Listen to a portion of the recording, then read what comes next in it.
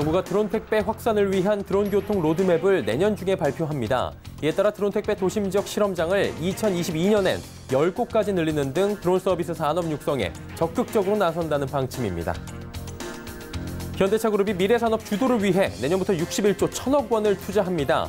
이에 따라 2025년 자동차 부문 영업이익률 8%를 달성하고 글로벌 수소 전기차 시장에서 3위로 도약한다는 포부를 밝혔습니다. 정부가 현행 200만 원인 간편결제 선불 충전 이용 한도를 올리고 일정 금액에 한해 신용카드처럼 쓸 수 있도록 후불 결제 기능도 허용키로 했습니다. 또 내년 하반기부터는 간편결제로 고가의 상품도 구매할 수 있을 것으로 보입니다. 급감했던 일본계 브랜드 승용차 판매가 할인 판매 등으로 회복세로 돌아섰습니다. 특히 최대 1,000만 원 할인 등 대규모 판촉 행사 중인 인피니트는 318대가 팔리며 직전 달 대비 96.3%가 늘었습니다. 센 뉴스 플러스 시작합니다.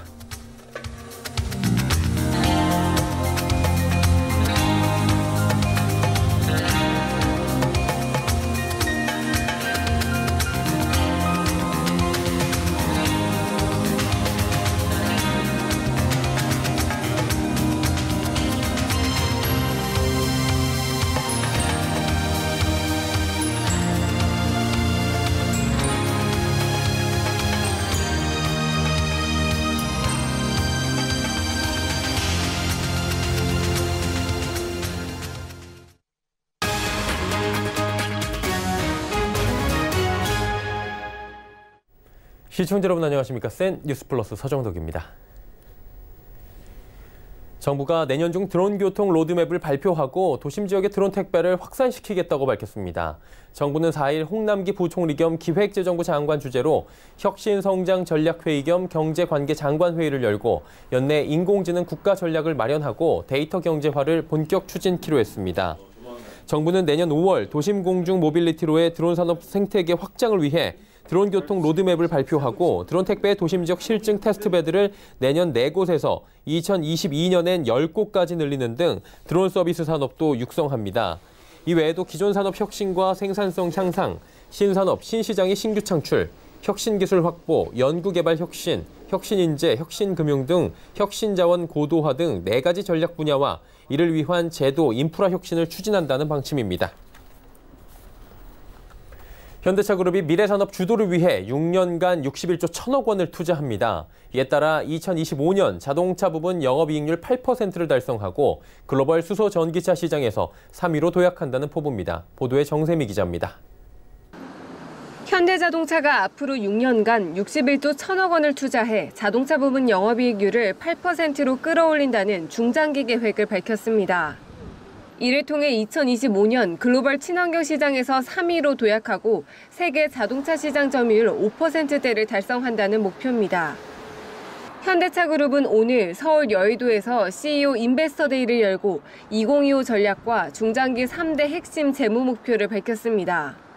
이번 투자는 기존 사업 역량 제고에 41조 1,000억 원, 전동화 모빌리티, 자율주행 등 미래기술 관련해 약 20조 원으로 구성됩니다.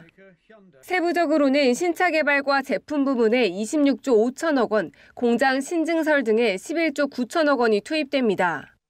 미래 사업 분야에는 항목별로 모빌리티 서비스 등 신사업에 7조 8천억 원, 자율주행, 커넥티비티 등에 2조 5천억 원, 전기차 생산 등 전동화에 9조 7천억 원입니다. 또한 전략적 지향점으로 스마트 모빌리티 솔루션 기업으로의 혁신을 제시했습니다. 이원희 사장은 이날 발표에서 지능형 모빌리티 제품과 서비스의 결합을 통해 스마트 모빌리티 솔루션 기업을 2025년 전략적 지향점으로 설정하고 이에 맞춰 사업 구조를 전환할 계획이라고 강조했습니다. 이 외에도 주주가치 재고 정책을 이어갈 것이라는 입장도 밝혔습니다. 현대차는 이사회를 열고 주주와 시장과의 신뢰 확대 차원에서 내년 2월까지 자사주 3천억 원 규모를 매입하기로 결정했습니다. 서울경제TV 정세미입니다. 카카오페이, 네이버페이 같은 간편결제 서비스 이용이 늘고 있는데 이용 한도 규제 탓에 TV나 냉장고 같은 고가의 제품 구매에는 활용할 수가 없었는데요. 앞으로는 이용 한도가 높아지고 신용카드처럼 후불 결제도 가능해질 전망이라고 합니다. 고현정 기자가 전해드립니다. 네이버페이? 내년 하반기부터는 네이버페이와 같은 간편결제 수단으로 가전이나 항공권 등 고가의 상품을 구매할 수 있게 됩니다. 정부는 현행 200만 원인 간편결제 선불 충전 이용 한도를 올리고 일정 금액에 한해 신용카드처럼 쓸 수 있도록 후불 결제 기능도 허용하겠다는 뜻을 밝혔습니다. 또 은행이 아닌 핀테크 업체가 오픈뱅킹을 이용해 결제 서비스를 제공하는 마이페이먼트 산업 신설을 위한 전자금융화법 전면 개정 작업도 추진합니다. 금융위원회는 오늘 이런 내용 등이 담긴 핀테크 스케일업 추진 전략을 발표했습니다. 핀테크 생태계의 어떤 질적 양적 고도화를 위해서는 규제 개혁, 모험 자본 활성화, 해외 진출 등이 필수적이라는 평가가 있었습니다. 정부는 내년 상반기부터 핀테크 전용 스몰 라이센스를 도입해 금융업 진입 장벽을 허물 계획입니다. 예를 들어 개인 간 주식 대차 중개 플랫폼 서비스를 하고 있는 핀테크 기업이 금융투자업자의 자본금 요건을 갖추지 못해도 업무 범위를 특정한 형태의 금융투자업 인가를 내주겠다는 겁니다. 이와 함께 기존에는 거래소의 기업 공개 심사가 기술성에 집중됐다면 혁신성이라는 심사 항목을 신설해 아이디어 기반의 핀테크 기업도 상장에 도전할 수 있도록 보완하기로 했습니다. 정부는 또 금융권과 민간 출자를 통해 핀테크 업체 전용 투자 펀드를 4년간 3천억 원 규모로 조성하고 2020년까지 아세안 국가에 5개 이상의 핀테크 랩을 설치하는 등 글로벌 진출도 지원할 계획입니다. 서울경제TV 고현정입니다. 지난달 일본계 브랜드 승용차 판매가 대폭 할인 등의 영향으로 직전 달에 비해 다소 회복한 것으로 나타났습니다. 한국수입자동차협회는 11월 일본계 브랜드 승용차 신규 등록이 2,357대로 작년 같은 달보다 56.4%가 줄었다고 밝혔습니다. 하지만 직전 달에 비해서는 19.2% 증가하며 다소 회복하는 양상도 보였는데요. 브랜드별로는 렉서스가 5,019대로 73.3%가 줄었습니다. 이어 토요타 780대, 혼다 453대, 닛산은 287대가 팔렸습니다. 지난달부터 최대 1,000만 원 할인 등 대규모 판촉 행사 중인 인피니티는 318대가 팔리며 96.3%가 늘었습니다. 전체 수입차 판매는 25,514대로 작년 동월 대비 14% 증가하며 작년 4월 이래 최대 규모를 기록했습니다. 노 재팬 운동 확산으로 백기를 이용해 일본으로 가는 여행객이 급감한 것으로 나타났습니다. 하루에 6편가량이었던 부산부터 대마도 항로 여객선은 12월 중순부터는 일본 선사가 운영하는 여객선만 남고 모두 휴항에 들어갑니다. 4일 부산해양수산청에 따르면 11월 부산과 일본 대마도, 후쿠오카, 시모노세키, 오사카를 오가는 4개 항로 국제여객선 승객은 31,375명으로 지난해 같은 달과 비교해 90.86%가 줄어들었습니다. 항로별로는 한국인이 대다수를 차지하는 대마도 승객이 압도적으로 줄었습니다. 지난달 부산과 대마도를 오간 승객은 9,890명으로 지난해 같은 달과 비교해 95.3%가 급감했습니다. 반면 일본을 오가는 항공 여객은 회복세를 보였습니다. 한국공항공사 부산본부에 따르면 올해 11월 부산에서 일본 항공 노선 이용객 감소세는 57.5%로 10월 감소율인 62%보다 조금 완화됐습니다. 연말을 맞아 금융업계에 인사바람이 불고 있다고 합니다. 금융투자협회는 오늘 회장 후보자 등록을 마쳤고 한국예탁결제원 이병래 사장도 이달 말 임기 종료를 앞두고 있습니다. 주요 기관뿐만 아니라 주요 증권사 CEO들 역시 상당수가 내년 3월 임기가 종료되며 연임 여부에 관심이 집중되고 있습니다. 이소연 기자의 보도입니다. 연말이 되면서 증권업계 역시 인사처리 도래했습니다. 우선 금융투자협회 회장 후보자 등록은 오늘 오전 10시 마감됐습니다. 등록 마감 이후 금투협 측 발표에 따르면 나재철 대신증권 대표, 서재익 하나금융투자 전무, 신성호 전 IBK 투자증권 사장, 정기승 KTB 자산운용 부회장 등 4명이 후보자 등록을 마쳤습니다.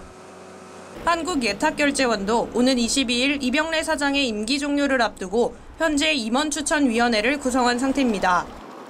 아직 후보자 등록은 진행되지 않고 있지만 김기식 전 금융감독원장, 김근익 금융정보분석원 원장, 이명호 더불어민주당 수석전문위원, 유광열 금융감독원 수석부원장 등이 하마평에 오르고 있습니다.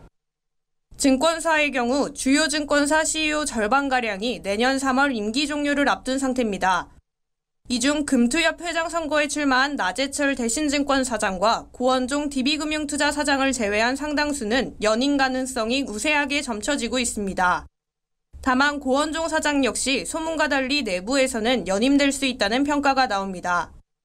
자산운용사 5곳의 CEO도 연말과 내년 3월 임기가 종료됩니다. 이 중 KB자산운용과 한국투자신탁운용은 올 12월 31일이 D-Day지만 이들 모두 양호한 실적을 기반으로 연임 성공이 전망됩니다. 연말 연초 인사철을 맞이한 증권업계, 세대교체 여부에 이목이 집중되고 있습니다. 서울경제TV 이소연입니다. 땅값이 계속 오르고 있습니다. 집값보다 더 급하게 오르고 있다고 하는데요. 집의 재료가 되는 땅값이 오르게 되면 아파트값은 배로 뛸 수 있습니다. 자, 그런데도 이 땅값 상승을 막을 수 있는 규제는 마땅히 없는 상황이라 우려의 목소리가 높다고 합니다. 보도에 이하라 기자입니다. 국토부가 발표한 우리나라 전체 땅값은 5,500조. 반면 한국은행은 8,200조로 봤습니다. 국토부와 한국은행이 매긴 우리나라 땅의 가치만 비교해봐도 3,000조 넘게 차이 납니다. 같은 땅을 놓고도 보기에 따라 가치가 다르게 매겨지는 겁니다. 대한민국 땅값이 일경 천조라는 것은 어느 정도 규모일까? 미국 땅을 다사로 나눌 정도로 높은 땅값. 정부가 땅값에 대한 현실 인지를 제대로 못하고 있다는 비판이 나옵니다. 지난 10월 전국 땅값은 전월보다 0.34% 상승했습니다. 특히 서울과 수도권이 큰 폭으로 뛰었습니다. 같은 달 전국 주택 매매 가격이 전월보다 0.12% 오른 것과 비교해보면 전국 땅값 상승률이 집값 상승률보다 3배 가까이 뛴 겁니다. 땅값이 오르니 분양가도 올랐습니다. 서울 아파트 미터당 평균 분양가격은 전월 말보다 0.07% 상승하며 809만 1천만 원을 기록했습니다. 1년 전보다 10% 가까이 뛴 수치로 3.3제곱미터로 환산하면 2,676만 원에 달합니다. 아파트의 중간 가격이죠. 서울은 2억 7천만 원 올랐습니다. 이거는 강남 3구 5억 원이 상승했습니다. 서울에서만 건설값이 1,000조 원 올랐습니다. 불로소득 1,000조 원이 발생했습니다. 우리나라 상위 1%가 가지고 있는 땅이 38%, 이들이 가져간 불로소득은 99%가 벌어들인 임금소득의 70배에 달합니다. 서울경제TV 이하라입니다. 서울산업진흥원 SBA가 국내 우수 중소기업과 스타트업을 한데 모아 서울메이드라는 브랜드를 런칭했습니다. 강력한 브랜드는 충성 고객을 만들고 그 자체로 부가가치를 창출하기도 하는데요. SBA의 새 브랜드가 이 기업들의 매출 확대를 불러올 수 있을지 기대가 모아지고 있다고 합니다. 김혜영 기자가 전해드립니다. 화장품과 의류, 신발, 안마기에 꿀 등 식품까지. 종류는 다양한데 이 상품들은 모두 서울메이드라는 브랜드를 달았습니다. 서울산업진흥원이 중소기업과 스타트업을 위해 새롭게 선보인 브랜드입니다. 중소기업 제품을 국내외에 잘 팔 수 있도록 지원하기 위해서 만든 유통 브랜드라고 생각하시면 될 것 같습니다. 브랜드가 구매로 연결되는 시대인 만큼 브랜드 인지도는 제품 경쟁력의 큰 부분을 차지합니다. 그러다 중소기업의 경우 질 좋은 제품을 만들어도 브랜드 인지도가 낮아 시장 진입이 쉽지 않은 현실입니다. 이에 서울산업진흥원은 서울메이드 브랜드를 통해 해외 진출의 플랫폼 역할을 톡톡히 해낸다는 계획입니다. 싱가포르, 중국 등의 브랜드 체험 공간을 운영해 세계 시장의 소비자와 접점을 넓히는 전략도 마련했습니다. 개별적으로 진출하기 힘든 한국의 서울의 소기업들이 해외 진출하는 게 도움을 받게 될 것이고 해외 소비자들에게 밀레니얼 소비자들에게 친근하게 이것이 인증된 서울의 브랜드임을 알리는 수단으로 사용될 것입니다. 서울산업진흥원은 내년 1월부터 서울메이드 잡지도 발간할 예정입니다. 이와 함께 플래그샵 매장 진출, 온 오프라인 캠페인을 통해 브랜드 인지도를 끌어올려 중소기업과 스타트업 제품의 마케팅을 지원할 계획입니다. 서울경제TV 김혜영입니다.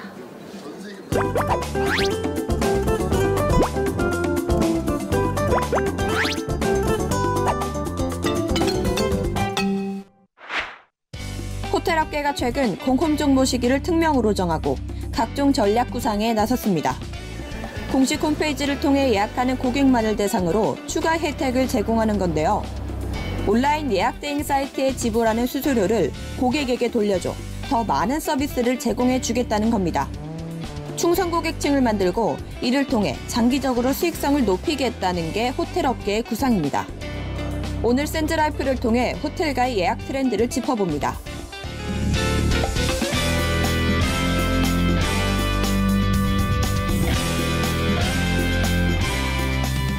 공홈족, 공식 홈페이지를 통해 예약하는 고객을 뜻하는 호텔가의 신조어입니다.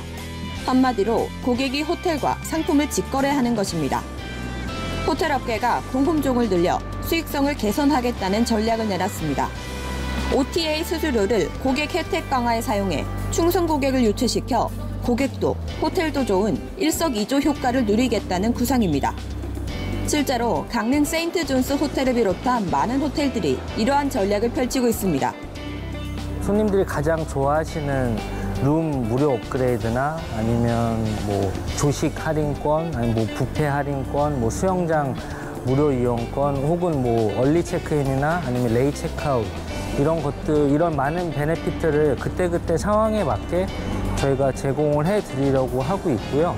저희 호텔 자체 그 모바일 어플리케이션을 개발하고 있고 12월 달부터는 그 어플리케이션을 통해서 예약을 하게 되시면 예약을 하실 때마다 포인트를 적립을 해드려요. 이처럼 호텔업계가 공식 홈페이지를 통한 예약을 유도하는 것은 아고다나 부킹닷컴과 같은 OTA를 통한 예약을 줄여 수익성을 개선하기 위함입니다. 실제로 호텔이 OTA에 지불해야 하는 수수료는 적게는 한 자릿수에서 많게는 30%에 육박하는 상황. 뭐 적게는 10% 내외에서 뭐 많게는 20% 이상 수수료를 주는 데도 있는데 저희 같은 경우는 평균 13에서 15% 정도 수수료를 주고 있고요. 이게 작년을 예로 들면 연간 수수료만 20억 이상을 줬기 때문에 결코 무시할 수 있는 금액이 아니에요. 이에 대해 전문가들은 OTA의 과도한 수수료로 호텔들이 자체 생존 방안을 찾아 나선 것이란 분석입니다. 여기에 불충분한 정보 제공으로 인해 소비자마저 OTA로부터 돌아서고 있다고 진단했습니다. 고객들은 싼 게 어떤 건지 모르잖아요. 좋은 것들이 어떤 것들인지. 그러니까 각 호텔 홈페이지마다 찾아 들어가야 되는데 그런 부분에서 사실 OTA라는 것이 필요한데 기존에 유통에 불만족이 많으니까 소비자들이 직접 거래를 하는 거거든요. 예약의 변경이라든가 취소라든가 확인이라든가 이런 것들이 잘 안 되는 경우가 있다 보니까 우선은 중개 수수료를 좀 더 낮춰야 되는 것이고요. 실제로 OTA를 통해 예약 시 얻는 가격적인 이득보다 호텔과 직거래를 통해 얻는 추가적인 혜택이 더 크다고 판단하는 고객들도 늘고 있습니다. 제가 온라인 호텔 예약 사이트 봤을 때가 조금 더 저렴했던 것 같긴 한데 그렇게 크게 가격 차이가 뭐 많이 나진 않았던 것 같거든요. 제가 여기 호텔 예약하려고 공식 홈페이지를 봤는데 다이렉트 예약 혜택이 조금 있더라고요. 그래서 뭐 룸 업그레이드라든지 아니면 체크아웃을 조금 늦게 한다든지 혜택이 있는 것 같아서 아무래도 가격보다는 저한테는 그런 혜택이 조금 더 좋을 것 같아서 공식 채널을 통해서 예약했습니다. 호텔업계는 앞으로도 각종 혜택을 앞세워 더 많은 고객들을 홈페이지로 직접 유입시키겠다는 방침입니다. 궁극적인 취지는 호텔로 직접 예약을 문의하시는 손님들의 예약률을 높이기 위해서 지금 노력하고 있고요. 작년이랑 비교하면 온라인 여행사를 통해서 들어오는 그 개인 손님들이 한 75%에서 80%였다면 올해는 한 60% 정도로 줄어들었거든요. 내년 뭐 한 여름 목표는 비율을 한 70% 정도? 그러니까 지금과 아예 바뀌는 게 저희의 목표거든요. 기존까지는 저희가 막대한 수수료를 단순히 광고비로 생각하고 썼다면은 그만큼 수수료를 차라리 손님들에게 베네핏을 제공하는 게 서로 좋기 때문에 앞으로의 방향은 그런 쪽으로 생각하고 있습니다. 이러한 공홈족을 겨냥한 프로모션이 소비자들의 니즈를 공략해 직접 예약 투숙객이 늘며 호텔업계의 수익성 개선에도 청신호가 켜졌다는 수치들도 나오고 있습니다. 롯데호텔이 지난달 공홈족을 겨냥한 특급 세일을 실시한 결과 5일간 총 8,000여 실이 판매됐는데 이는 전년에 비해 무려 3.5배 증가한 수치입니다. 특히 호텔가의 전통적인 비수기인 11월에 이룬 결과라 더욱 고무적이란 평가입니다. 신라호텔도 자체 예약을 늘리기 위해 도입한 멤버십 가입자가 얼마 전 100만 명을 돌파했습니다. 현재 멤버십 회원의 투숙 비중이 전체 예약의 약 20%를 차지해 호텔의 안정적인 투숙률 유지에 크게 기여하고 있다는 평가입니다. 전문가들은 앞으로도 호텔가의 공홈족 겨냥 트렌드는 계속될 것이라고 내다봤습니다. 미중 무역 관계, 일본의 수출 규제, 또 한국의 대외적인 수출 여건의 악화 이러다 보니까 방문객들이 이제 많이 줄었어요. 이러다 보니까 이제 수익성이 악화가 되고 자꾸 이제 OTA 측에서는 가격을 낮추라라고 하는 그런 얘기들을 많이 하고 업계에서는 수수료도 많이 주는 가격도 안 낮추면 또 판매하지 않으니까 결국 이제 호텔이 의리돼 버리는 상황이 돼 버리는 거예요. 경쟁력이 있고 네임밸류가 있는 호텔에서는 자꾸 이제 홈페이지 쪽으로 고객을 유도하는 그런 마케팅 정책을 쓸 가능성이 매우 높아요. 서울경제TV 문다입니다. 코레일은 지난해 3천억 원대의 흑자를 바탕으로 성과급 잔치를 벌였다고 합니다. 그런데 감사원의 조사 결과 흑자는커녕 1,000억 원이 넘는 적자였다고 합니다. 정부는 코레일 임직원의 성과급 일부를 환수하도록 조치했다고 합니다. 회계 오류로 성과급 잔뜩 받아놓고 일부만 도로 내놓는다는 거죠. 자, 이래서는 세금 낸 국민들이 납득하기는커녕 공기업은 철밥통이다 라는 부정적인 인식 더 커지지 않을까 우려가 됩니다. 뉴스 마칩니다. 고맙습니다.